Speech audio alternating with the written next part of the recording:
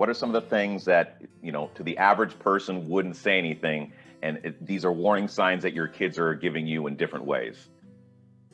So sleep patterns, sleeping more, sleeping less. And what I've seen in my office and in my home is the fact that they are not sleeping.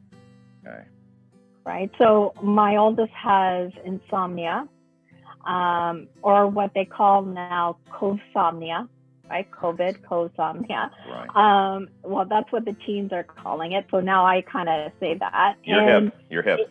Yeah. And it's like, what do we do when that happens, when they're sleeping at 2, 3, 4 a.m. and then they're now virtual learning and now they lost time in school?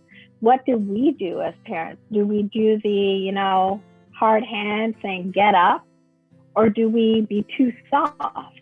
And we have to actually place ourselves in their shoes, saying they can't sleep.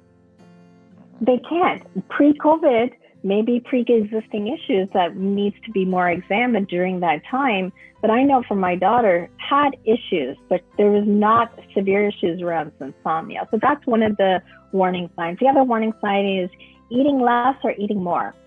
Okay. So what I'm also seeing in my office is kids, preteens, teens, a high rise of eating disorders.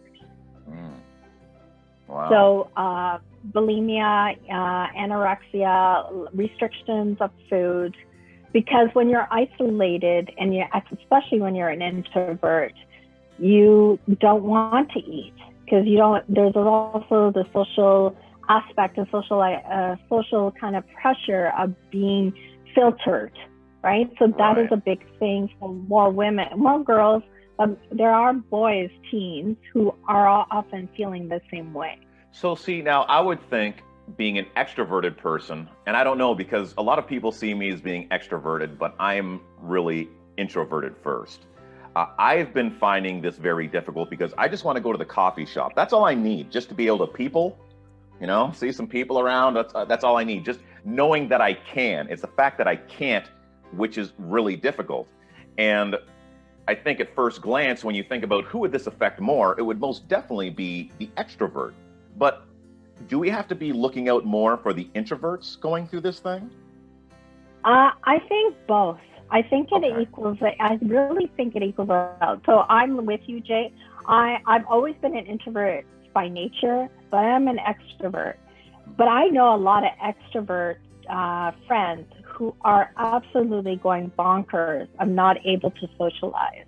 But I also seen in my own home who are introverts who feel that they are sitting with their own thoughts.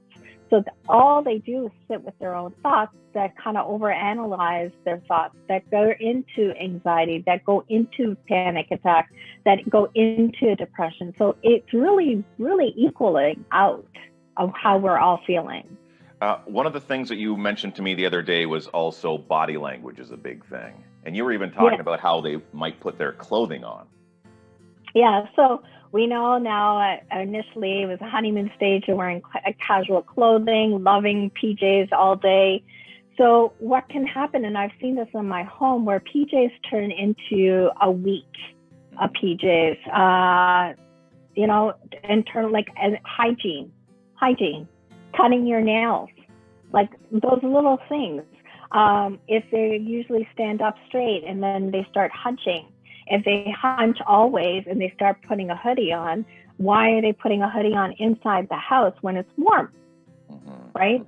So I seen that with my youngest, and we all questioned her, like, this is so weird. You never did that. So we knew that something was happening. So a conversation needs to happen. We always have to have the uncomfortable conversation to become comfortable around mental health.